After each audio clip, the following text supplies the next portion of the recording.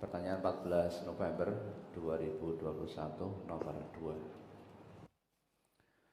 Ada pepatah yang mengatakan menyombongkan diri di depan orang yang sombong adalah sedekah. Apakah pernyataan tersebut bisa dibenarkan? Saya tidak tahu itu. Menyombongkan diri di hadapan orang sombong adalah sedekah. Lah podo-podo sombongnya berarti ranek bedone. Sama-sama sombongnya berarti tidak ada bedanya antara dia yang sombong dan kita yang juga berlaku sombong di hadapannya. Nah, pepatah ini saya tidak tahu asalnya dari mana, saya juga nggak ngerti. Yang saya tahu, yang kita ketahui, yang kami ketahui, bahwa sombong terhadap siapapun itu dilarang. Karena yang melarang Allah. Coba dibuka itu Al-Isra 37. Itu yang melarang Allah. Sombong kepada siapapun itu dilarang. Bahkan kita diperintahkan oleh Allah, jangan kamu berjalan di atas muka bumi ini dengan sombong. Berarti ini perintah dari Allah, kita menjalani kehidupan atau amanah kehidupan dari Allah di muka bumi ini jauh dari sifat sombong kepada siapapun. Surat Al-Isra nomor surat 17 ayat 37. A'udzu billahi minasyaitonir rajim. Wala tamshi fil ardi maraha innaka lan takhriqal arda walan tablughal jibala tula. Dan janganlah kamu berjalan di muka bumi ini dengan sombong, karena sesungguhnya kamu sekali-kali tidak dapat menembus bumi, dan sekali-kali kamu tidak akan sampai setinggi gunung. Sekuat apapun kamu, setinggi apapun pangkat dan jabatanmu, sebanyak apapun harta kekayaanmu, itu tidak akan bisa membawamu untuk menembus bumi. Dan tidak akan mampu dirimu itu menjulang setinggi gunung. Tidak akan mampu. Maka kita diperintahkan oleh Allah, dilarang oleh Allah untuk sombong di muka bumi ini kepada siapapun. Allah dalam ayat ini berfirman, wala tamshi fil ardi maraha. Jangan kamu berjalan, artinya jangan kamu jalani hidupmu di dunia dengan kesombongan, dengan keangkuhan kepada siapapun. Karena kamu sekali-kali tidak akan pernah bisa menembus bumi atau menjulang setinggi gunung. Maka jangan berlaku sombong. Maka ada pepatah itu, di atas langit masih ada langit. Nah, artinya jangan sombong. Oleh sebab itu, Luqman ketika menasihati anaknya, salah satunya adalah agar putranya jangan berlaku sombong. Wala tusa'ir khaddaka linnas wala tamshi fil ardi maraha.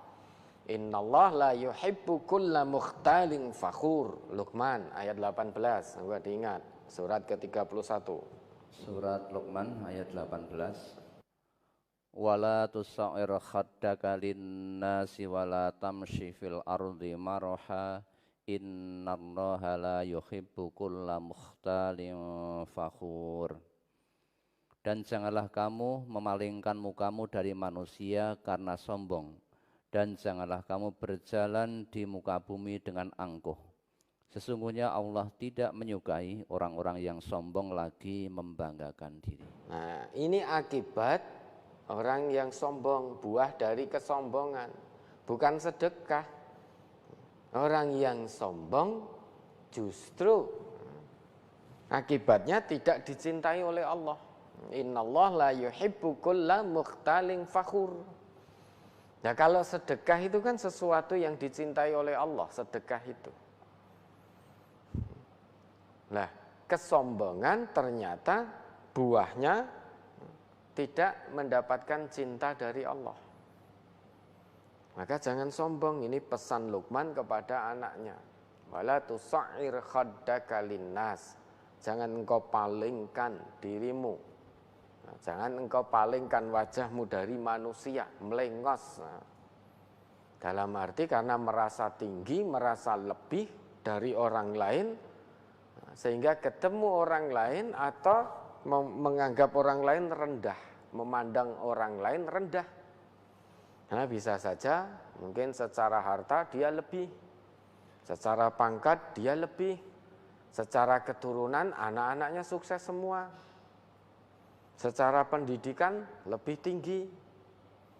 Maka dia memalingkan wajah dalam arti memandang rendah orang lain atau orang yang berada di bawahnya dalam masalah status keduniawiahan ini. Nah, ini berbuat sombong, berlaku sombong. Kalau itu dilakukan, akibatnya innallah la yuhibbu kulla mukhtalin fakhur. Sesungguhnya Allah tidak mencintai siapapun orang yang sombong lagi membanggakan diri. Ini akibatnya. Nah, kalau sombong di hadapan orang sombong adalah sedekah, padahal kita tahu yang namanya sedekah itu sesuatu yang dicintai oleh Allah. Perbuatan baik, setiap perbuatan baik itu juga dikatakan sedekah. Kullu ma'rufin shadaqah. Setiap perbuatan baik itu sedekah. Nah, apakah sombong termasuk perbuatan baik? Ternyata tidak. Bahkan dalam satu hadis Nabi, beliau bersabda, la yadkhulul jannah man kana fi qalbihi misqalu dzarratin min kibrin. Tidak akan masuk surga siapapun itu, siapapun yang di dalam hatinya ada sifat sombong meskipun hanya sebesar dzarrah. Nah, sombong itu apa? Batarul haq wa ghamtun nas, menolak kebenaran dan merendahkan manusia. Kebenaran yang datangnya dari Allah, dari Rasul, jangan sombong. Lah kok kita berlaku sombong di hadapan orang yang sombong. Padahal perintahnya jangan sombong. Kalau ternyata Al-Quran dan hadis mengatakan jangan sombong, kok kita sombong di hadapan siapapun, ya terkena kita hadis itu. Sekalipun kita sombong di hadapan orang yang sombong. Maka pepatah tadi dari mana saudara mengetahuinya? Saya tidak tahu pepatah itu. Sependek yang kami tahu bahwa sombong itu sesuatu yang dibenci oleh Allah, dibenci oleh Rasulnya terhadap siapapun. Kalau kita sombong kepada siapapun, jangan-jangan status kehambaan kita tidak disahkan oleh Allah. Artinya tidak mendapat stempel sah status kehambaan kita dari Allah. Karena yang termasuk hamba Allah itu kalau menurut Allah, wa ibadur rahman alladzina yamshuna 'alal ardi hauna. Coba diingat Al-Furqan ayat 63. Itu hamba-hamba Allah. Hamba Allah yang Ar-Rahman, Maha Pemurah. Surat Al-Furqan nomor surat 25 ayat 63.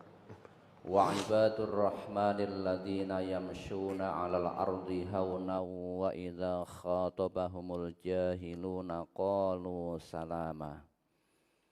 Dan hamba-hamba Tuhan yang Maha Penyayang itu ialah orang-orang yang berjalan di atas bumi dengan rendah hati. Dan apabila orang-orang jahil menyapa mereka, mereka mengucapkan kata-kata yang baik.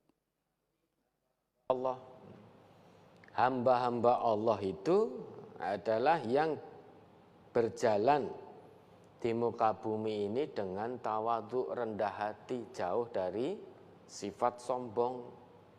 Wa ibadur rahman alladzina yamshuna 'alal ardi hauna.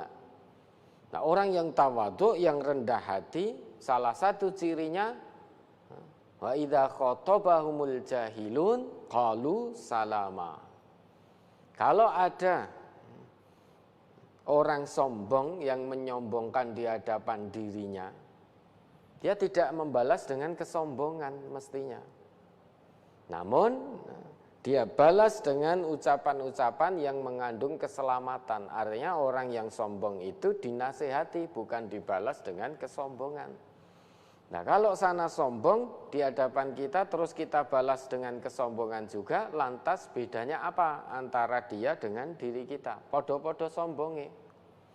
Dia sombong di hadapan kita, karena kita ngerti ternyata dia orang yang sombong, lantas kita juga menyombongkan diri di hadapannya. Yes, podo dini. Sama saja, sama-sama sombongnya. Padahal kalau menurut perintah Allah, wa idza khatabahumul jahilun qalu salama. Dan apabila orang-orang jahil, sombong itu juga termasuk perbuatan jahil. Wong diminta diperintah untuk tawadhu kok malah sombong. Sekalipun dipandang mulia status sosialnya oleh masyarakat, oleh manusia, namun jika dia sombong, sekalipun gelar akademiknya berderet, hakikatnya dia orang yang jahil. Kenapa kok bisa? Lah Allah perintahkan jangan sombong kok malah sombong. Berarti kan jahil dia. Bodoh.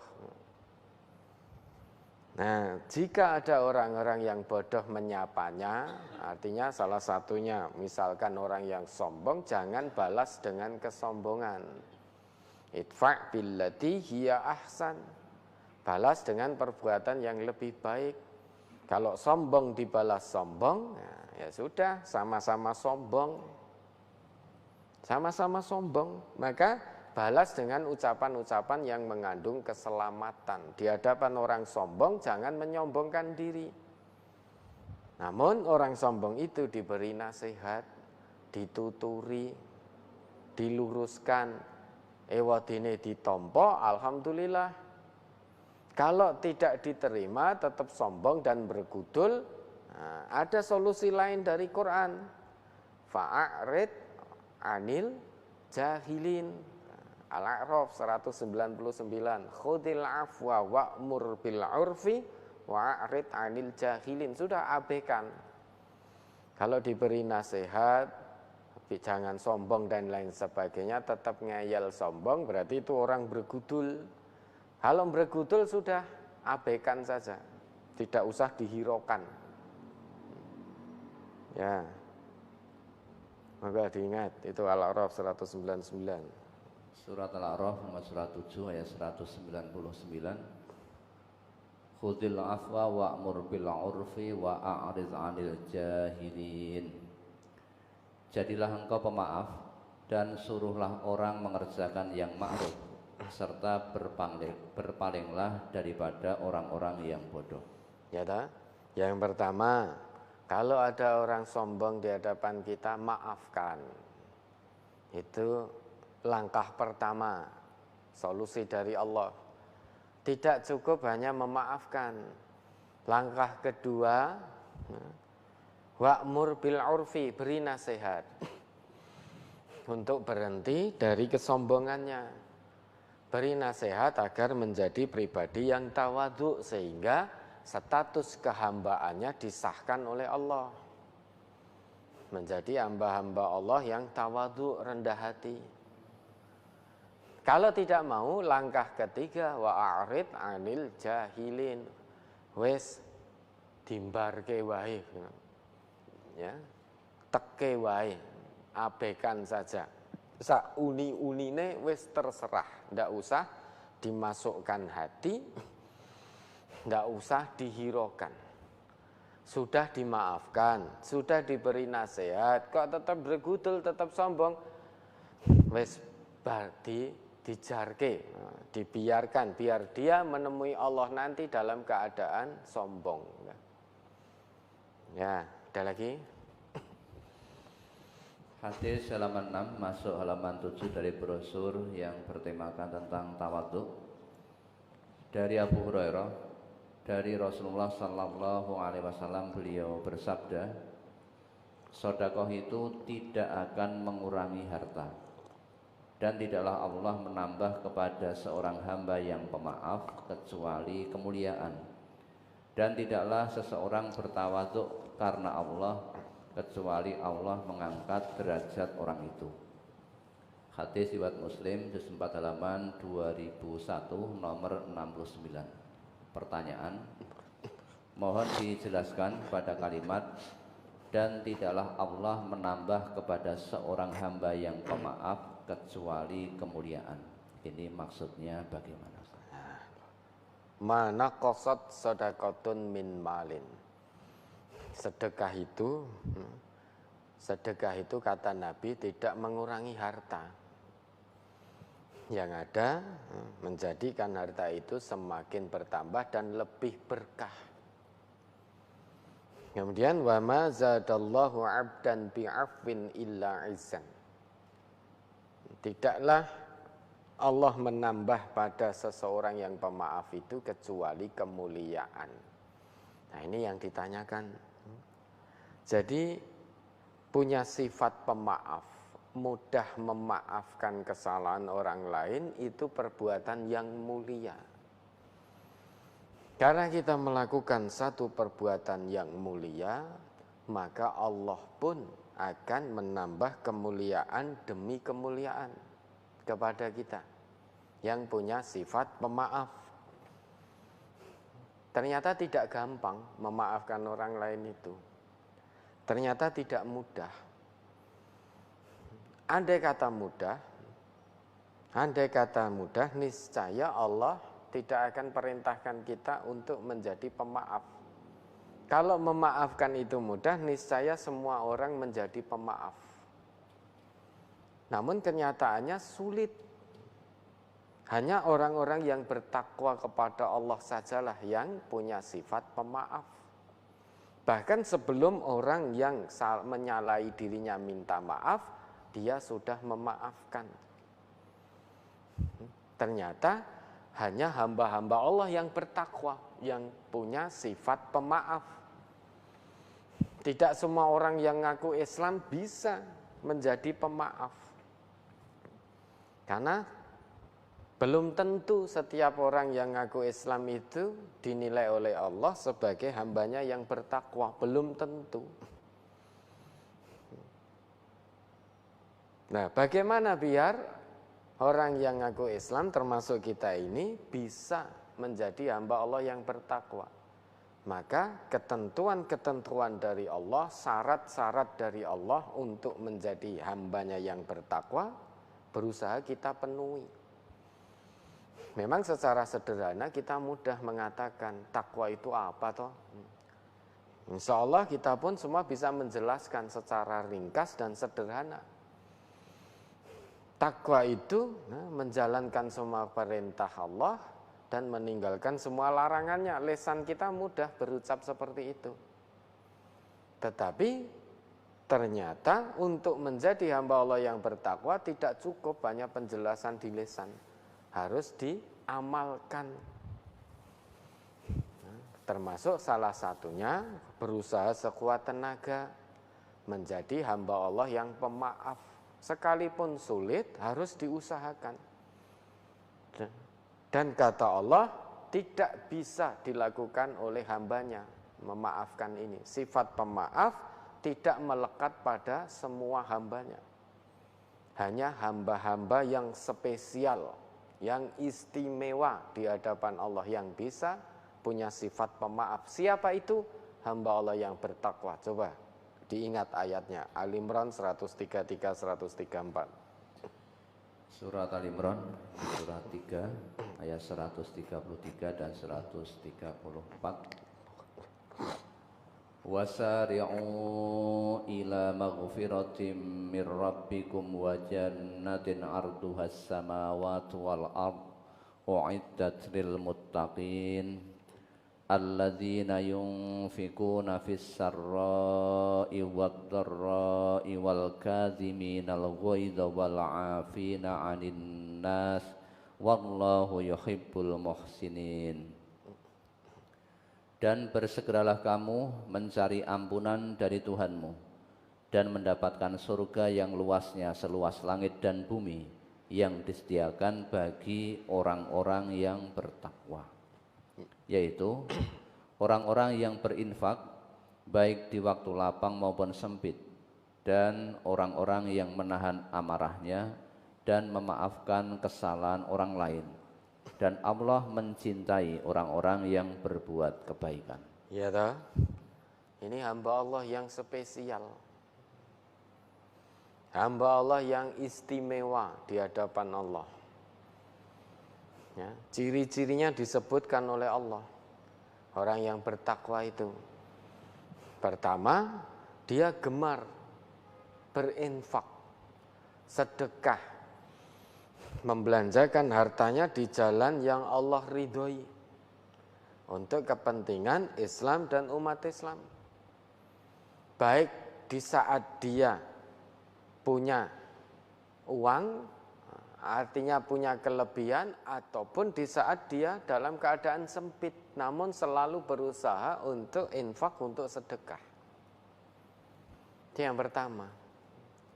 Yang kedua, kadhimul ghaid, menahan amarah, mampu menahan amarah. Apakah marah tidak boleh? Boleh. Namun yang tidak boleh, marah itu dilampiaskan, itu yang tidak boleh.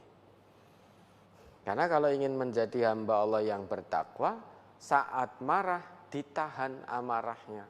Jangan dilampiaskan kepada siapapun. Boleh marah, wong kita manusia. Di dunia ini, ya, kalau tidak marah, sedih, bahagia, sudah. Maka marah itu pun juga boleh. Namun karena kita sebagai orang Islam ada aturannya. Marah jangan kamu lampiaskan, tetapi kamu tahan. Nah, kalau sampai hari ini kita marah masih meledak-ledak, emosional, masih kita lampiaskan, mungkin dengan pelampiasan kepada keluarganya, bantingi apa-apa, mukul apapun yang ada di sekitarannya, ucapannya kotor ketika marah, berarti melampiaskan amarah. Maka jauh dari sifat ketakwaan, baru sebatas ngaku sebagai orang Islam, belum sebagai orang Islam yang bertakwa. Karena salah satu persyaratan untuk menjadi hamba Allah yang bertakwa tidak terpenuhi. Karena marah masih meledak-ledak, masih dilampiaskan, baik dengan perbuatan maupun dengan ucapan. Ucapannya kotor, misuh-misuh, bentak-bentak, mencaci maki,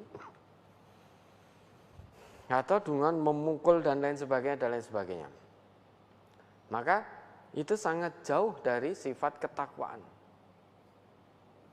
Sedangkan Allah perintahkan wasari'u ila maghfiratim mir rabbikum, bersegeralah kamu. Kalau kamu ngaku sebagai orang Islam, orang iman, bersegeralah menuju ampunan Allah, ampunan Tuhanmu yaitu Allah. Dan bersegeralah pula menuju surganya Allah yang luasnya seluas langit dan bumi. Sayangnya, surga yang seluas langit dan bumi itu hanya Allah sediakan khusus bagi hamba-hambanya yang istimewa, yaitu hambanya yang bertakwa.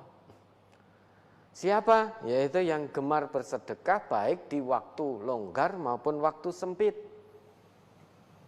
Artinya kalau ingin menjadi hamba Allah yang bertakwa, menginginkan surganya Allah, penuhi dulu ini syarat dari Allah ini. Jangan hanya mau pengen melebu surga, tetapi tidak ada usaha untuk memenuhi persyaratan yang Allah berikan.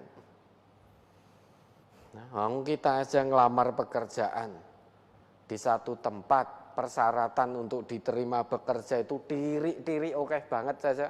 Banyak kok kita yang berusaha untuk memenuhi persyaratan itu. Tujuannya apa? Biar diterima kerja di tempat itu.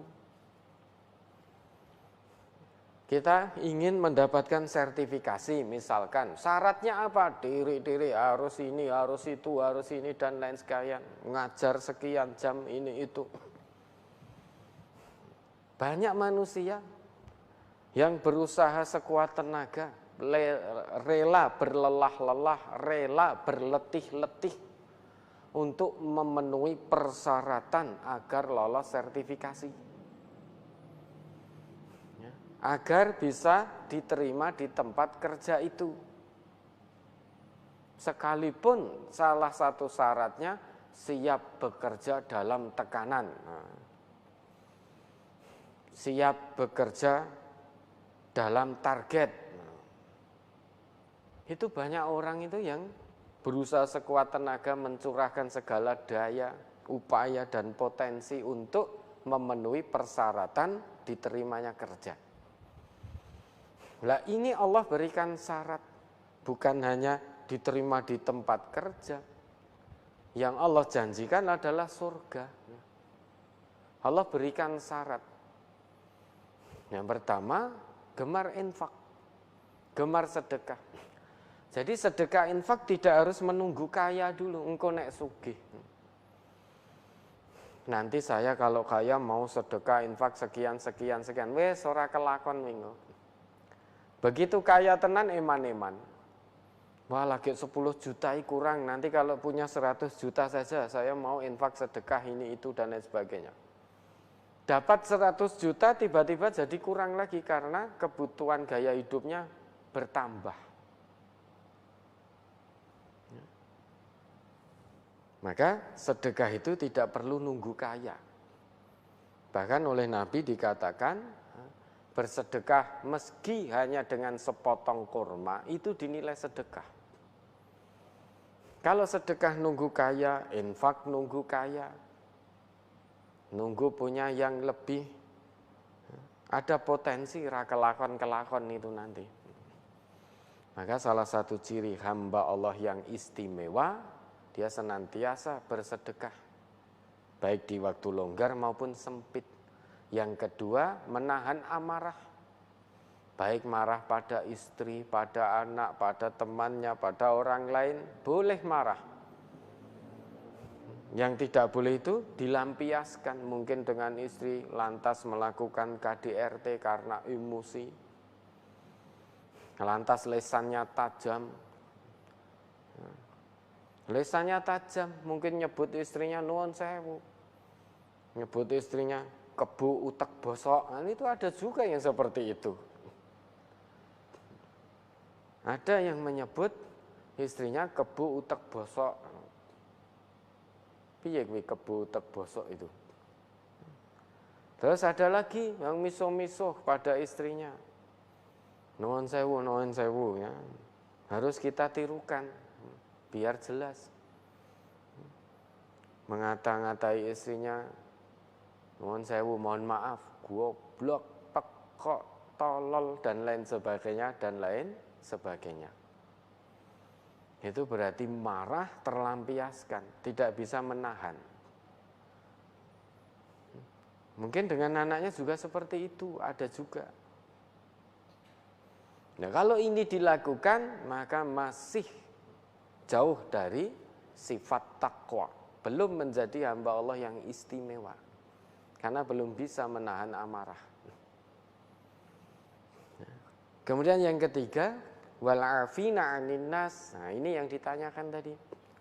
Salah satu ciri dari hamba-hamba Allah yang spesial, yang istimewa, yang Allah sediakan surga khusus untuk dirinya, dia punya sifat pemaaf.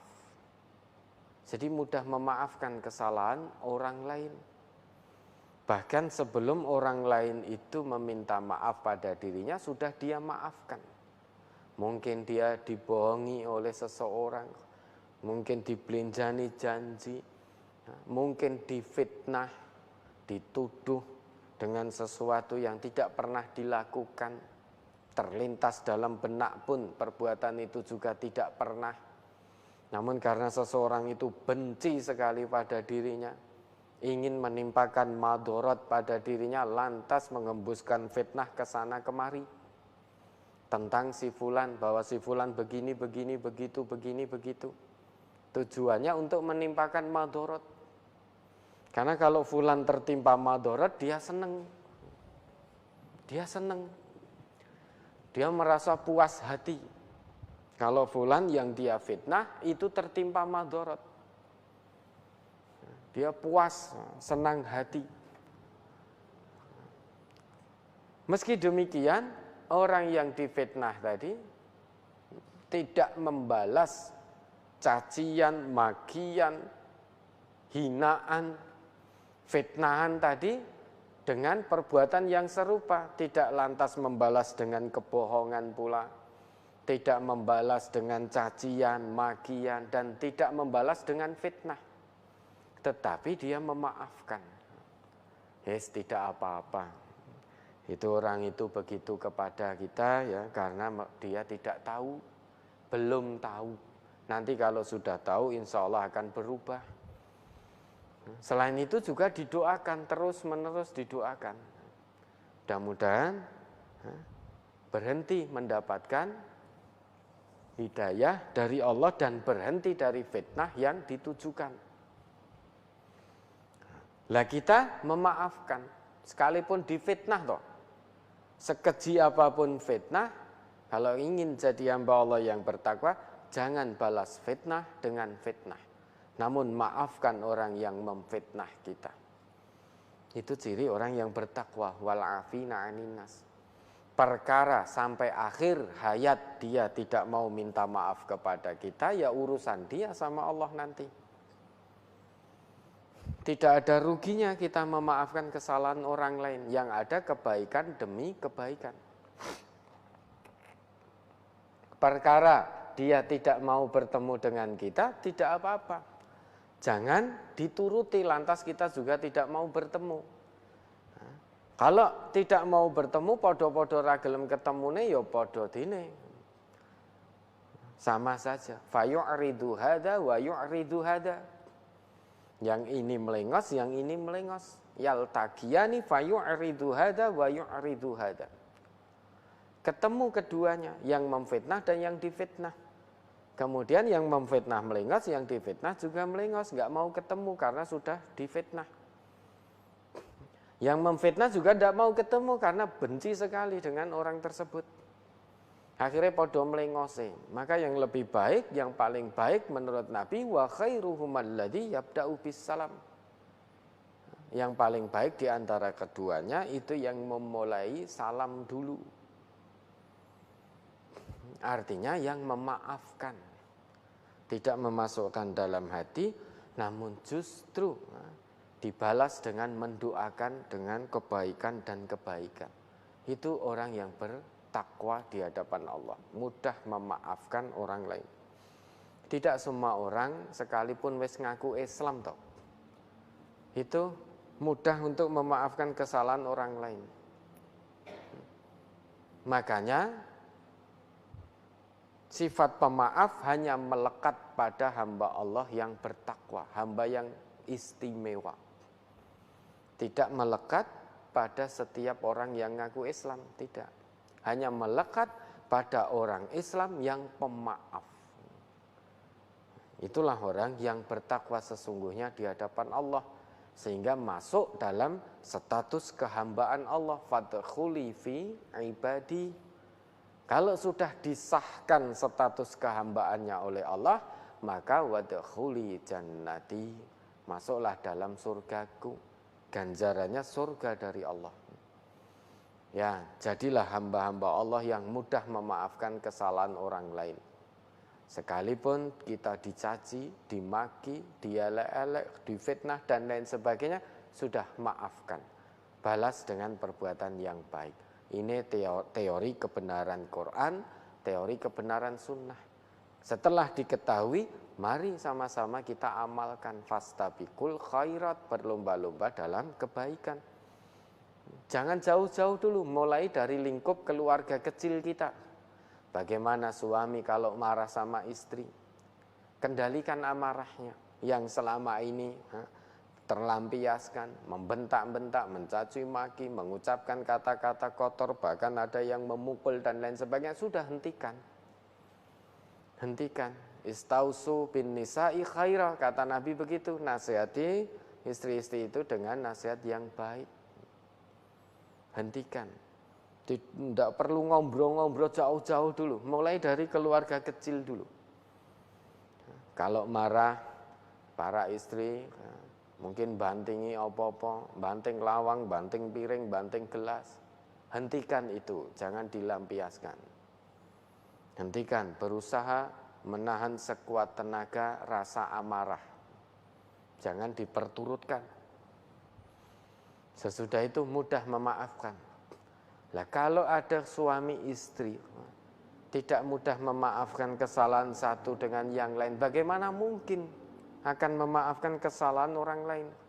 Dengan teman tidurnya saja tidak mudah-mudah memaafkan.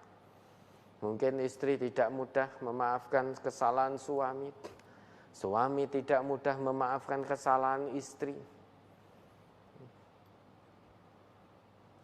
Akhirnya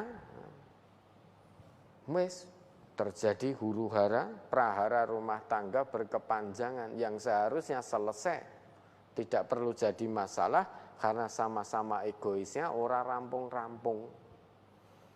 Padahal itu teman tidur. Nah, kalau dengan suami, dengan istri saja tidak saling memaafkan, bagaimana mungkin dengan orang lain? Niscaya akan lebih sulit untuk memaafkan. Ya, mudah-mudahan Allah jadikan kita hamba-hamba Allah yang punya sifat pemaaf sehingga masuk dalam golongan hamba Allah yang bertakwa. Ya, ada lagi yuk.